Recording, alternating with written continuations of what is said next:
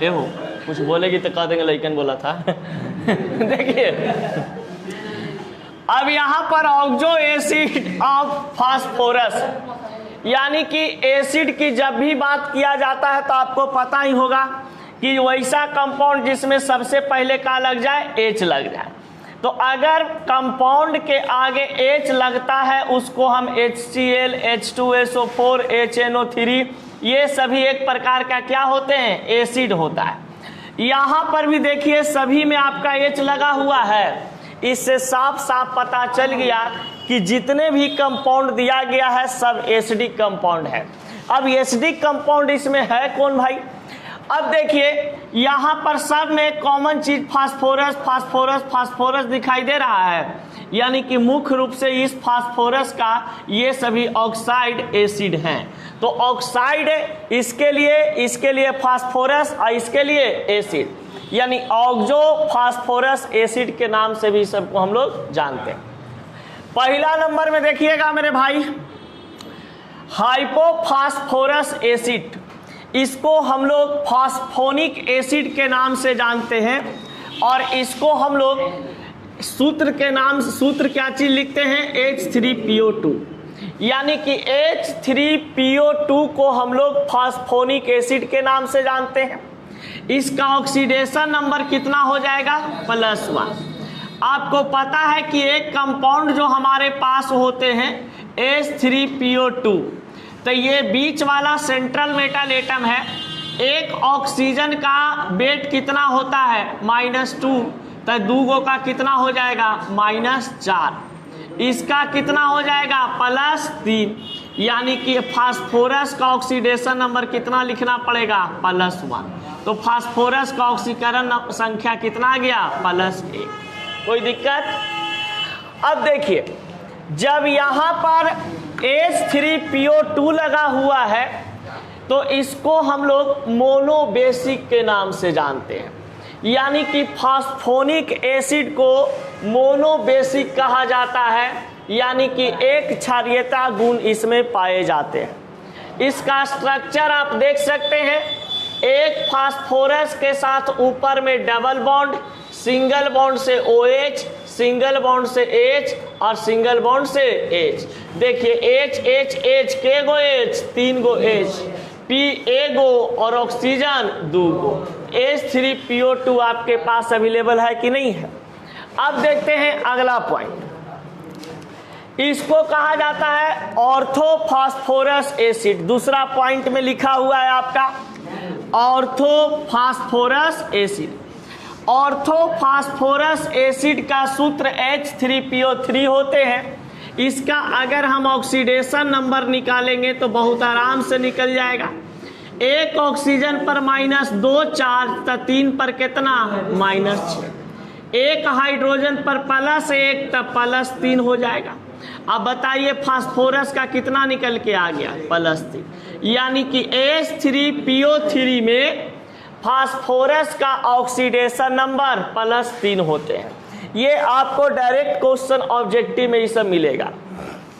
अब देखिए H3PO3 को किस बेसिसिटी, यानी कौन से बेसिसिटी इसमें उपस्थित होता है, तो आप देखिएगा कि भैया जब यहाँ पर H3PO3 लगा हुआ रहे, 3 लगा हुआ रहे, इसका मतलब कौची, डाई बेसिसिटी। 2 लगा हुआ रहे तो मोनो बेसिसिटी। अब देखते हैं अगर यहाँ पर हम तीसरा नंबर पे आते हैं, यहाँ पर लिखा हुआ है ऑर्थोफास्फोरिक एसिड। ये सब फास्फोरस एसिड था, लेकिन अब कौची मिल गया आपको, ऑर्थोफास्फोरिक एसिड।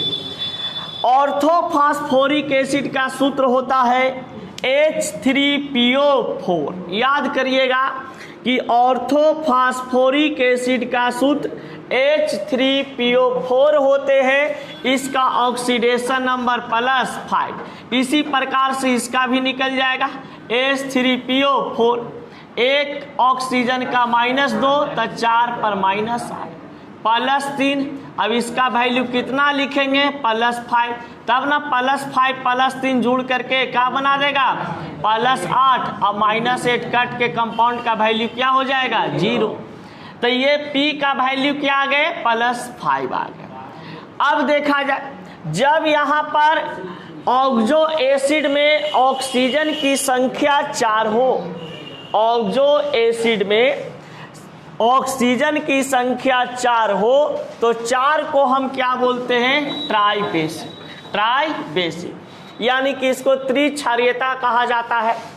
अब देखिए यहां पर आया है ब्रदर पर ऑक्सो मोनोफॉस्फोरिक एसिड, यानी कि ये सभी उतना आपका इंपॉर्टेंट नहीं है, जो भी क्वेश्चन पूछता है यहीं से पूछता है, फिर भी देख लेते हैं। देखने में कहा जा रहा है, लिखल है, पर ऑक्सो मोनोफॉस्फोरिक एसिड की बात करते हैं तो यहाँ पर H3PO5 हो जाते हैं। H3PO5 के बाद यहाँ पर ऑक्सीडेशन नंबर +5, इसको भी हम किस रूप में जानते हैं, ट्राइबेसिक के रूप में ही जानते हैं, जिसका स्ट्रक्चर आप देख सकते हैं कि इस तरीका से दिया हुआ है। पायरोफॉस्फोरस एसिड, इसका 5 नंबर में दिया हुआ है पायरोफॉस्फोरस एसिड H4P2O5, जिसको यहाँ पर हम +3 ऑक्सीडेशन नंबर फास्फोरस का हो जाता है। इसको बाई बेसिक के नाम से जानते हैं और इसका स्ट्रक्चर इस प्रकार से बनते हैं, 2 फास्फोरस, यहाँ पर ये ऑक्सीजन होते हैं कुछ इस तरीका से जुड़ा हुआ। और हाइपोफॉस्फोरिक एसिड H4P2O6, इसका ऑक्सीडेशन नंबर फास्फोरस का +4 होगा और इसको हम कहते हैं टेट्रा बेसिक। तो ये टेट्रा बेसिक वाला और ये ट्राई बेसिक वाला, यहाँ तक ये आपका 3 और ये एगो, इसको जरा ध्यान दे दीजिएगा, इसी में से कोई एगो आपसे पूछेगा, 3 गो में से कोई एगो पूछेगा, यही बोले थे, नहीं सुना था। आता है बाबू क्वेश्चन में यहाँ पर कि H3PO3 और यहाँ पर -4 में फास्फोरस का ऑक्सीडेशन नंबर क्या होगा। बहुत सिंपल, आपको पता है कि अगर यहाँ पर कुछ नहीं रहता तो H3PO3 का वैल्यू 0 हो जाता, ठीक है। लेकिन H3PO3 के ऊपर में यहाँ पर आपको दे दिया है इस तरीका से -4, यानी कि इस कंपाउंड का पूरा वैल्यू कितना उपस्थित है, -4, कोई दिक्कत नहीं। अब बताइए इसको वैल्यू निकालना ना है, इसको x मान लेंगे, इसका लिख लेंगे, एक हाइड्रोजन का +1 होता है, × 3 प्लस अलग जाति का x है, तो यहाँ पर क्या लिख देंगे भैया, x प्लस एक ऑक्सीजन पर -2 होता है, × 3 बराबर -4, यानी ये वाला हाइड्रोजन का हो गया, ये वाला आपका ऑक्सीजन का हो गया और ये वाला फास्फोरस का। 1 में 3 से गुना करेंगे +3 प्लस x -6 बराबर -4।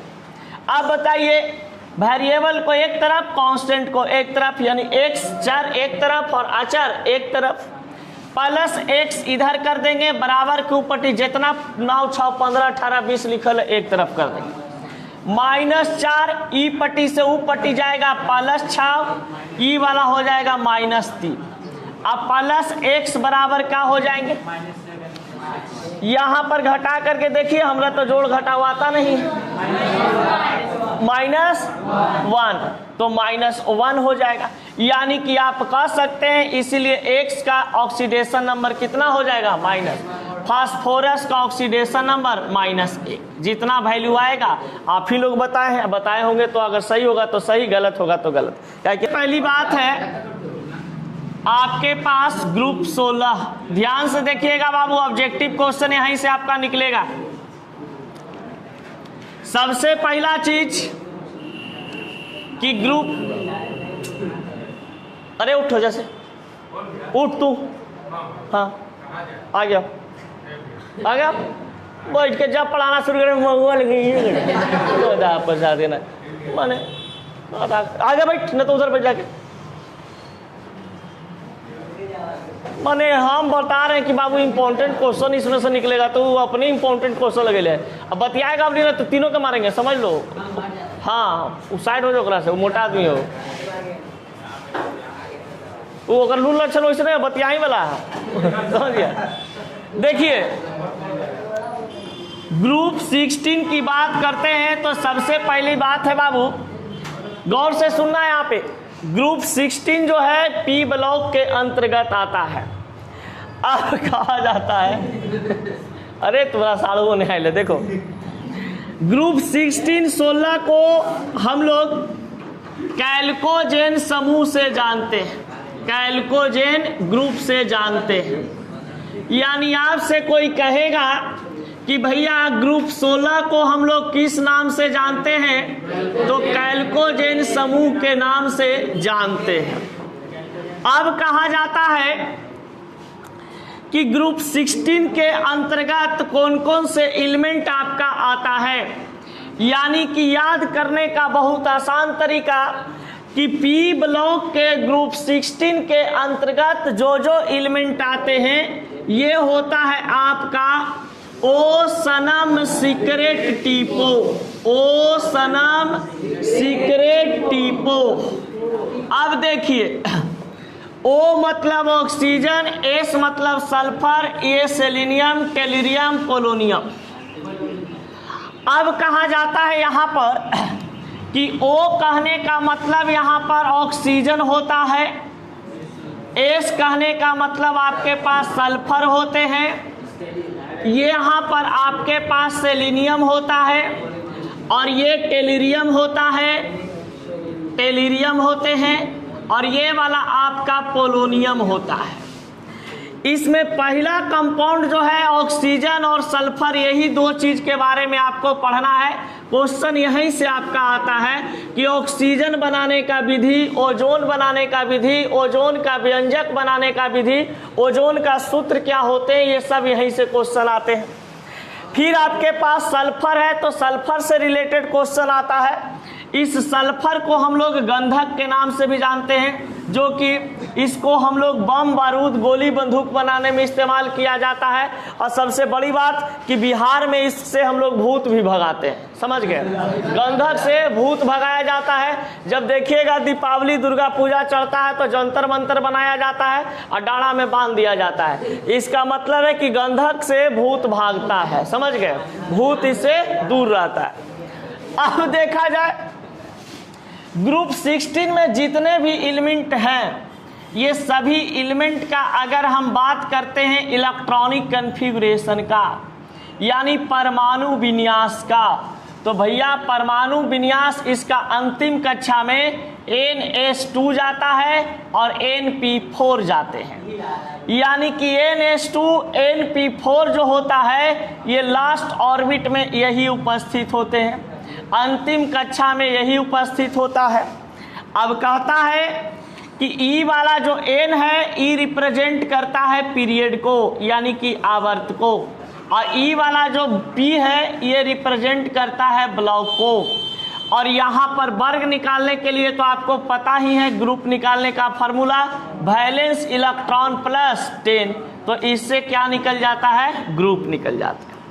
अब देखिए ग्रुप 16 एलिमेंट में जितने भी आपके पास एलिमेंट होता है, सभी एलिमेंट का अगर हम वैलेंस इलेक्ट्रॉन की बात करते हैं तो वैलेंस इलेक्ट्रॉन इसका 6 होता है, वैलेंस इलेक्ट्रॉन 6 होते हैं।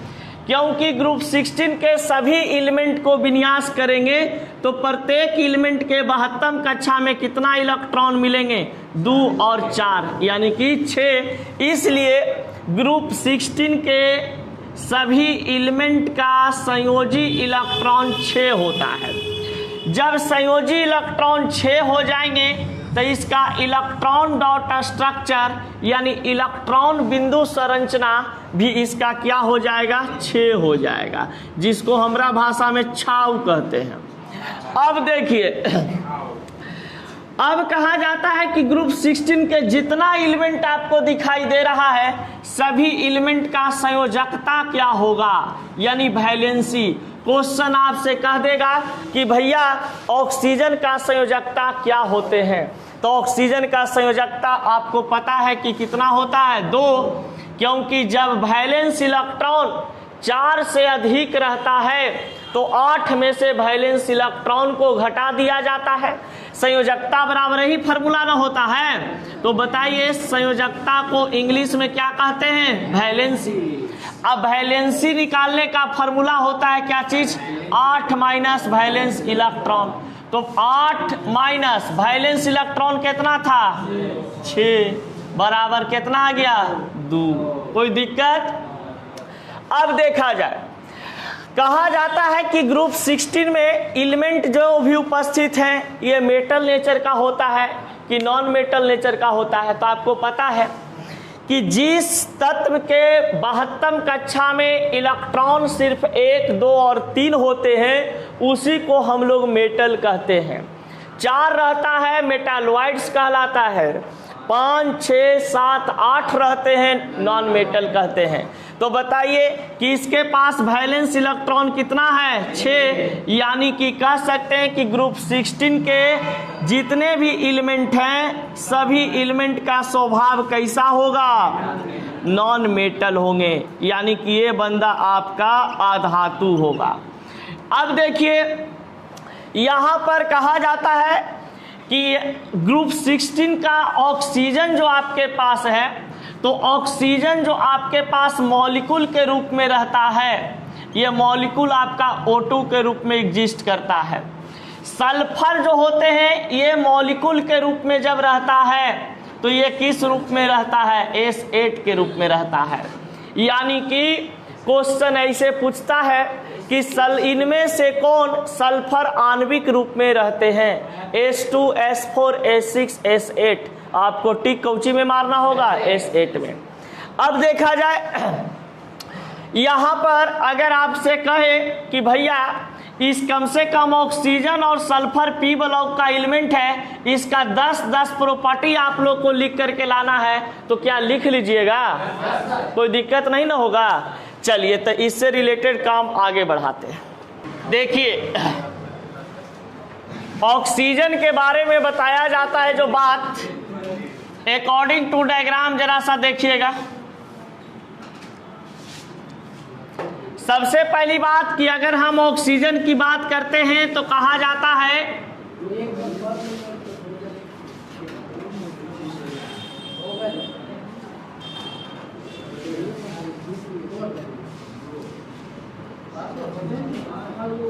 देखिए ऑक्सीजन जो होते हैं ये ग्रुप 16 का फर्स्ट एलिमेंट होता है। ऑक्सीजन ग्रुप 16 का फर्स्ट एलिमेंट है। अगर हम ऑक्सीजन का संकेत की बात करते हैं यानी सिंबल की बात करते हैं तो क्या होता है? O, जिसमें पता है कि ऑक्सीजन का परमाणु संख्या एटॉमिक नंबर 8 होता है और एटॉमिक वेट कितना होता है? 16। अगर हम इसको इलेक्ट्रॉनिक कन्फिगरेशन करते हैं तो इसका आता है 1s2 2s2 2p6, जिसमें यहाँ पर देखिएगा 2 2 4 और यहाँ पर कितना आ जाएगा? 4। यानी कि 72 कक्षा में अंतिम कक्षा में लास्ट ऑर्बिट में आपका कितना इलेक्ट्रॉन नजर आ रहे हैं? 4 और 2 6 इलेक्ट्रॉन। अब ये जो लास्ट ऑर्बिट में 6 इलेक्ट्रॉन होते हैं ये ऑक्सीजन का कहा जाता है कि इलेक्ट्रॉनिक कन्फिगरेशन क्या होगा? तो इलेक्ट्रॉनिक कन्फिगरेशन हमेशा लास्ट ऑर्बिट के बराबर होता है, यानी कि अंतिम कक्षा के बराबर होता है। अंतिम कक्षा में आपका क्या लिखा हुआ है ब्रदर? 2s2 2p4। आपको पता है कि जब ये अंतिम कक्षा होता था तो ns2 और np4 के रूप में बताए थे कि ग्रुप 16 एलिमेंट जो होते हैं उसका इलेक्ट्रॉनिक कन्फिगरेशन इस रूप में लिखा जाता है और इसके जगह पर ये वाला 2 है और P के जगह E है। तो बताइए कि 2 क्या चीज को रिप्रेजेंट करेगा? पीरियड को। यानी ऑक्सीजन का आवर्त संख्या कितना हो गया? 2। ये कौन सा ब्लॉक से जाना जाता है? कौन सा ब्लॉक से बिलोंग करता है? P block. आपको पता है कि 2 + 4 को जोड़ते हैं तो 6 और +10 जोड़ते हैं तो 16। ये क्या चीज को रिप्रेजेंट कर रहा है? ग्रुप। यानी ऑक्सीजन जो है मॉडर्न पीरियोडिक टेबल में कहा जाता है कि आपके पास ग्रुप 16 ब्लॉक पी आवर्त 2 से बिलोंग करता है। अब देखा जाए, अगर हम बात करते हैं कि ऑक्सीजन का वैलेंस इलेक्ट्रॉन यानी संयोजी इलेक्ट्रॉन, तो इसका संयोजी इलेक्ट्रॉन कितना हो जाएंगे? 6।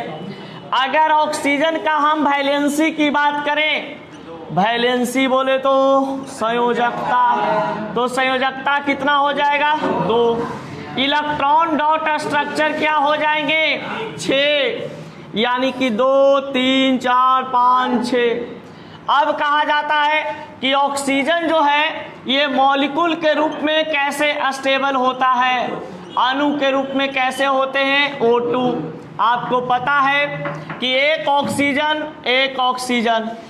ऑक्सीजन का वैलेंस इलेक्ट्रॉन 2 2 4 2 6, 2 2 4 2 6। पी ब्लॉक का एलिमेंट है, 2 इलेक्ट्रॉन इसको देगा, 2 इलेक्ट्रॉन इससे लेगा, कैसा बॉन्ड बनेगा? Double bond. यानी कि ऑक्सीजन मॉलिक्यूल में किस प्रकार का बॉन्ड बनता है? डबल बॉन्ड बनते हैं। अब कहा जाता है कि ऑक्सीजन का इलेक्ट्रोनेगेटिविटी क्या होता है? विद्युत ऋणता जिसको बोलते हैं।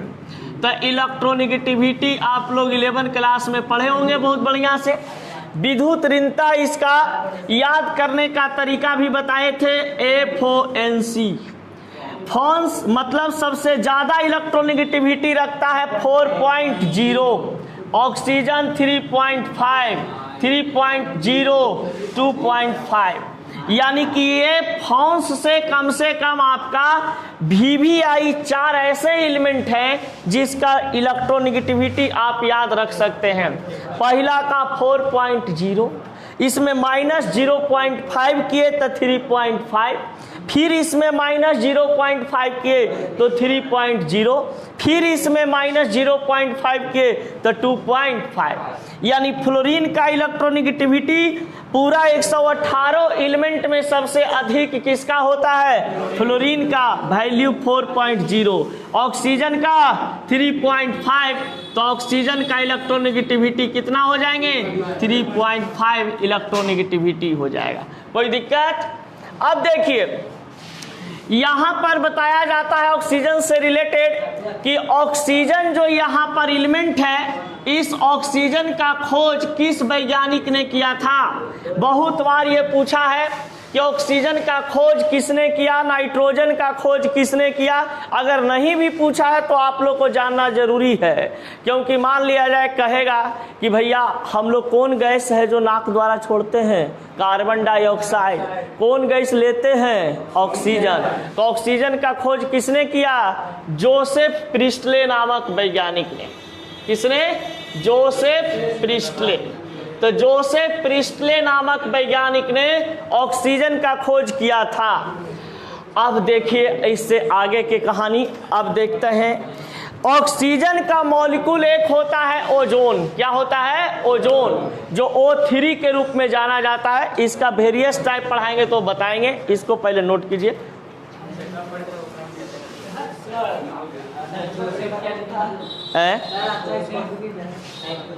रदरफोर्ड, डैनियल रदरफोर्ड,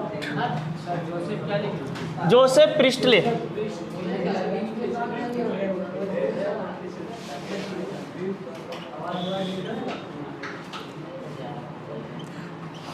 इसका -2।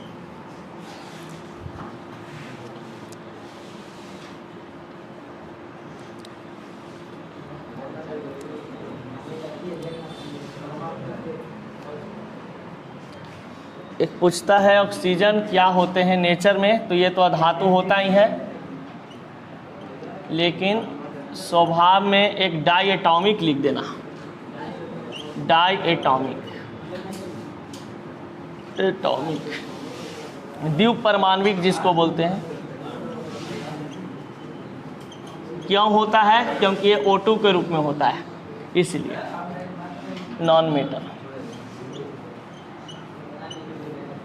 पर आता है प्रिपरेशन ऑफ ऑक्सीजन, फिर आते हैं फिजिकल प्रॉपर्टीज ऑफ ऑक्सीजन, फिर केमिकल प्रॉपर्टीज ऑफ ऑक्सीजन, उसके बाद ऑक्सीजन का कोई कंपाउंड आता है, उसके बाद आपका आता है ओजोन, जो कि ओजोन इंपॉर्टेंट है, ओजोन से क्वेश्चन अच्छा पूछता है। अब देखिए, सबसे पहला चीज है कि प्रिपरेशन हम कहां से करते हैं ऑक्सीजन को, तो ऑक्सीजन का प्रिपरेशन वहीं से होगा जहां पर ऑक्सीजन की उपस्थिति होगी। अगर किसी पदार्थ में ऑक्सीजन पहले से अवेलेबल है, वहां से ऑक्सीजन को हम क्या कर लेंगे, बाहर निकाल लेंगे।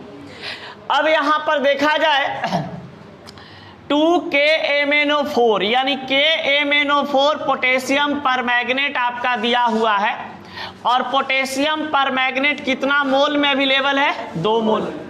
जब पोटेशियम परमैंगनेट को आप हीट देते हैं तो ये बंदा टूट जाता है आपका पोटेशियम 2, मैंगनीज 2, ऑक्सीजन 8, ऑक्सीजन 8, 2 4 6 7 और 8।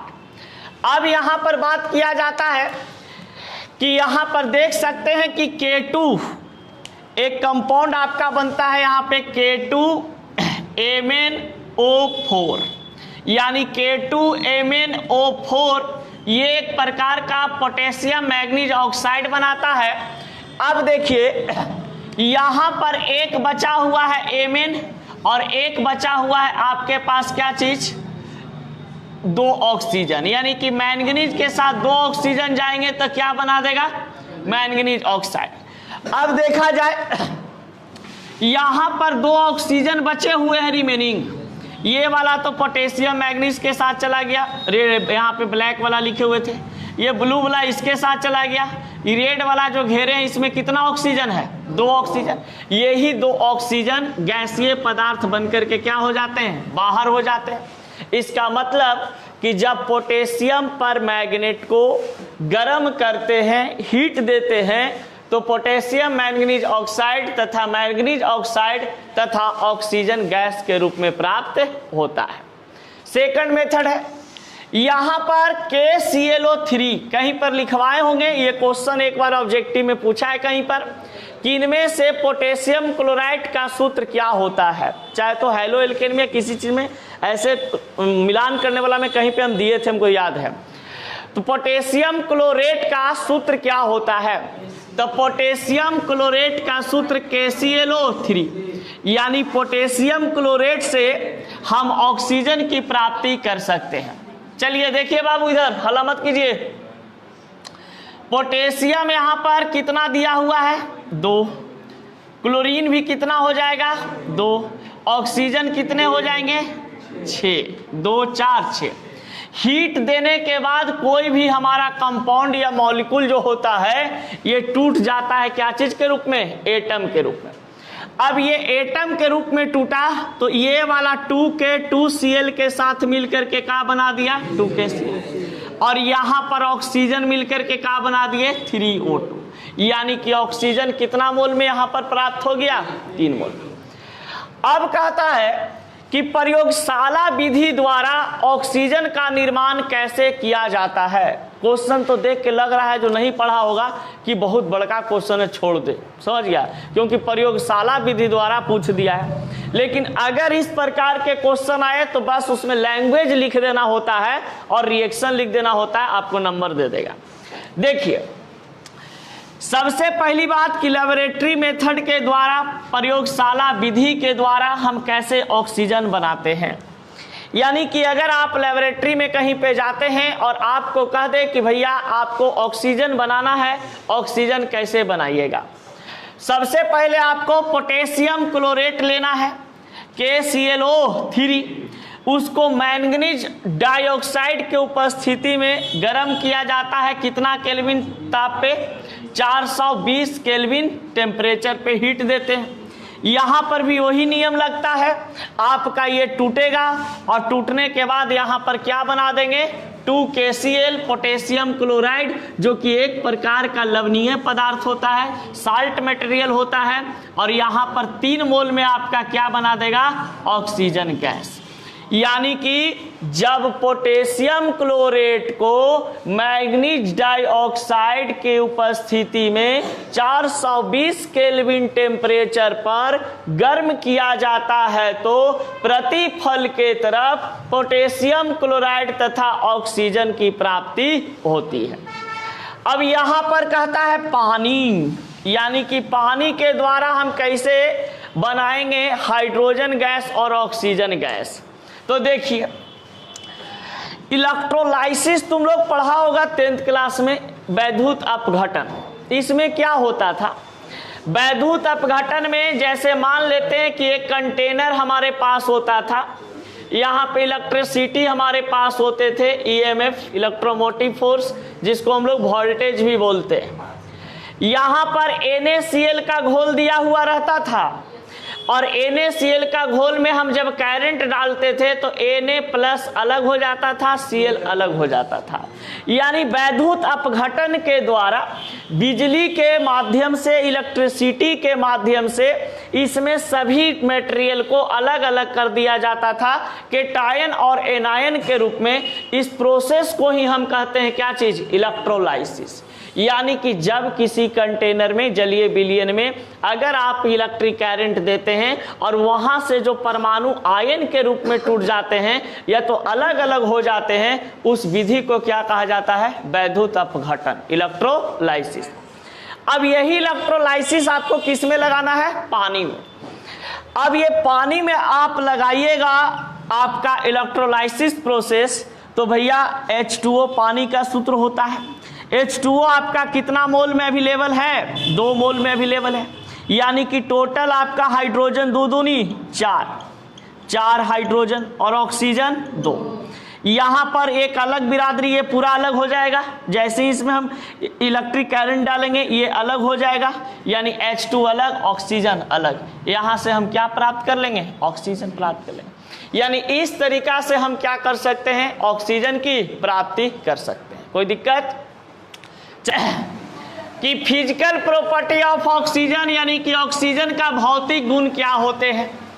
तो पहली बात भैया कि ऑक्सीजन कलरलेस होता है, इसके पास कोई रंग नहीं होते। ऑर्डरलेस होता है, गंधहीन होता है, टेस्टलेस होता है, इसके पास कोई स्वाद नहीं होता है। बताइए ऑक्सीजन में, वायुमंडल में ऑक्सीजन की मात्रा कितना प्रतिशत पाया जाता है, 21, और नाइट्रोजन 78। अब जरा जीभ निकाल के ऑक्सीजन हवा में है ना जी, ऐसे हवा ऐसे करो, नहीं आता है, एकदम सही में एलम ढेगा आदमी बैठ गधा प्रसाद।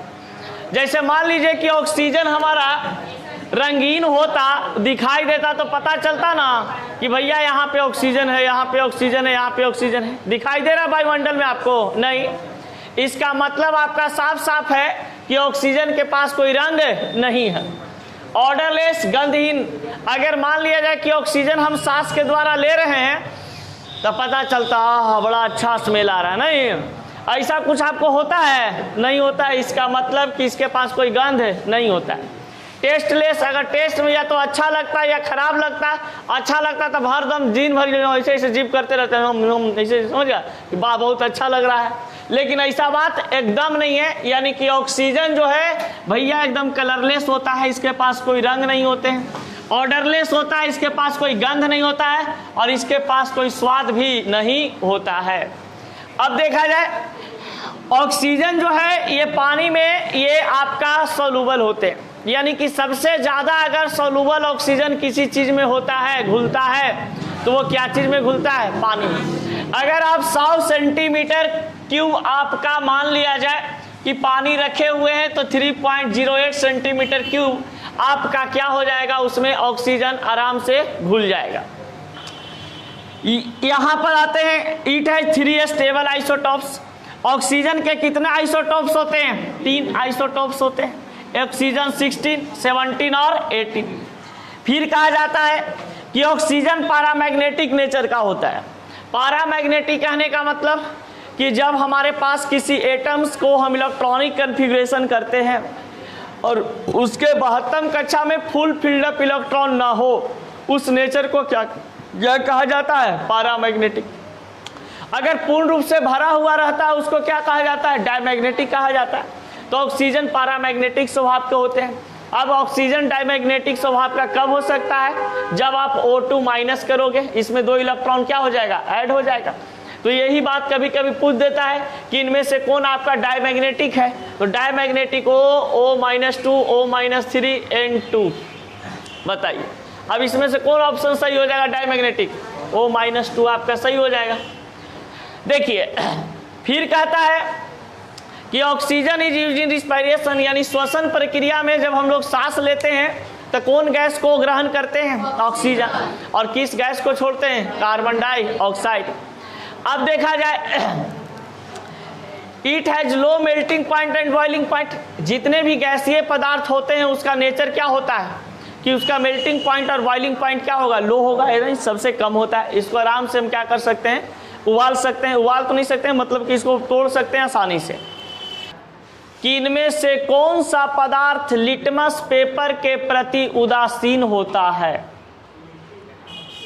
लिटमस पेपर के प्रति उदासीन रहता है।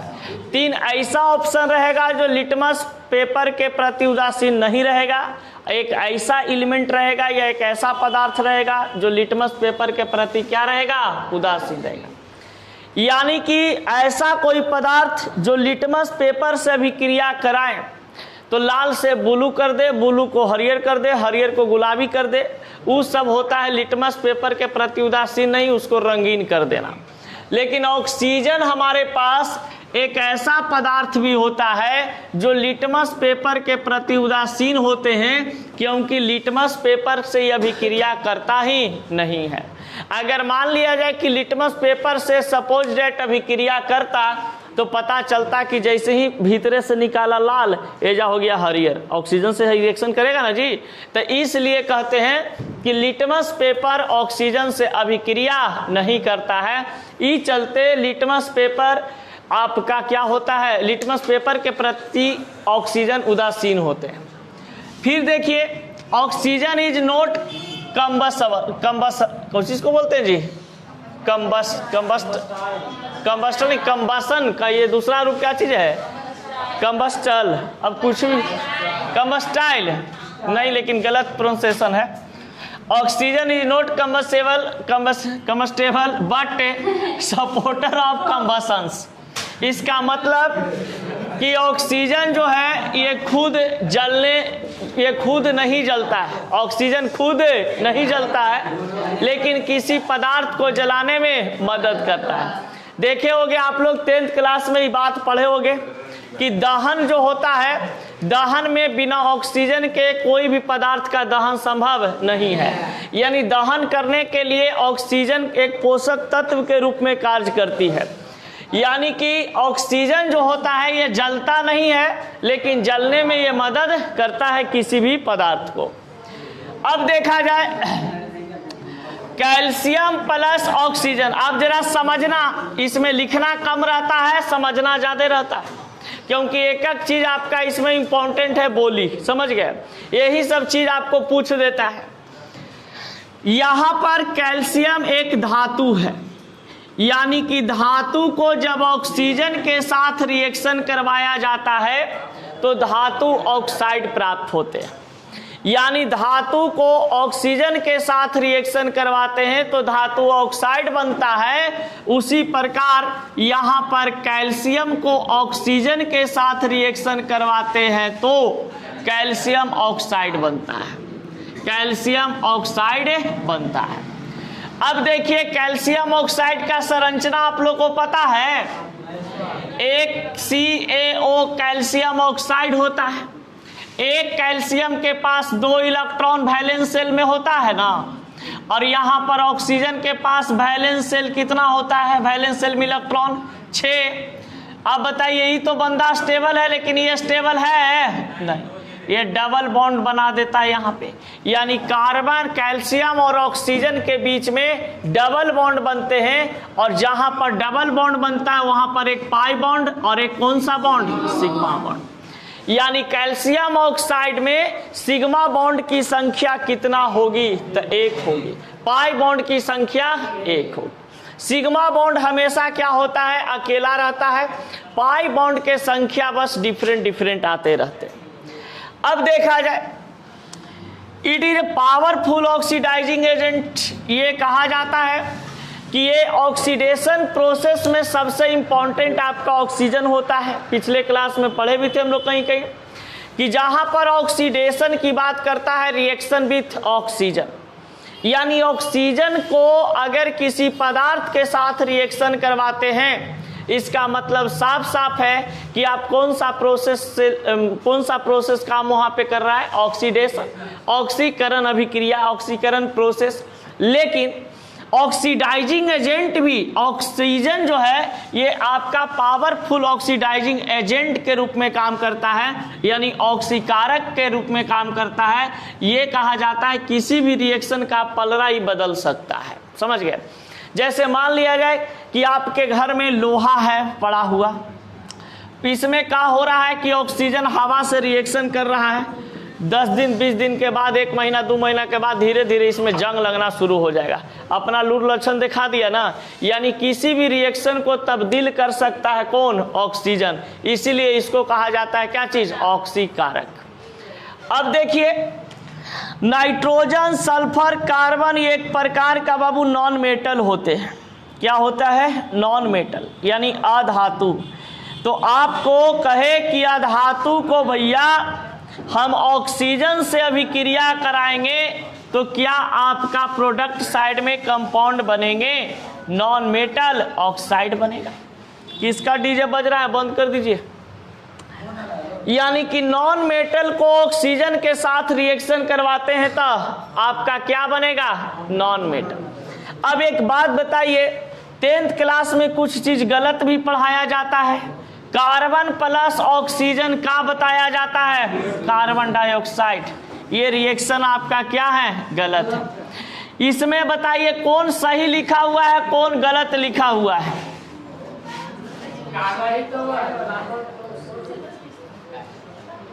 यहां पर ये गलत लिखा हुआ है, ये सही है, ये सही है। क्योंकि कार्बन जो हमारे पास है, कहा जाता है कि रिएक्शन में भाग तभी कोई पदार्थ लेगा जब वो पदार्थ अपने में पहले अस्टेबल होगा, तभी उसको आप रखिएगा ना रिएक्शन करवाने के लिए। अगर कोई अनस्टेबल कंपाउंड है उसको आप रख ही नहीं सकते हैं। तो यहाँ पर कार्बन या सल्फर अगर N2N दिया हुआ है तो हम लोग 10th क्लास में बच्चा को डायरेक्ट कर देते हैं कि कार्बन प्लस ऑक्सीजन मिलता है, कार्बन डाइऑक्साइड बनते हैं। लेकिन कार्बन 1 मोल में नहीं रहता है, कार्बन कितना मोल में, 2 मोल में। और 2 ऑक्सीजन के साथ अभिक्रिया करेगा तो यहाँ पर इसको स्टेबल करने के लिए इसका भी संख्या बढ़ाएंगे, तो अब बना देगा आपके पास 2CO2, यानी कि 2 मोल में कार्बन डाइऑक्साइड। कोई दिक्कत? यानी कि जब नॉन मेटल को ऑक्सीजन के साथ अभिक्रिया करवाते हैं तो कार्बन डाइऑक्साइड की प्राप्ति होती है।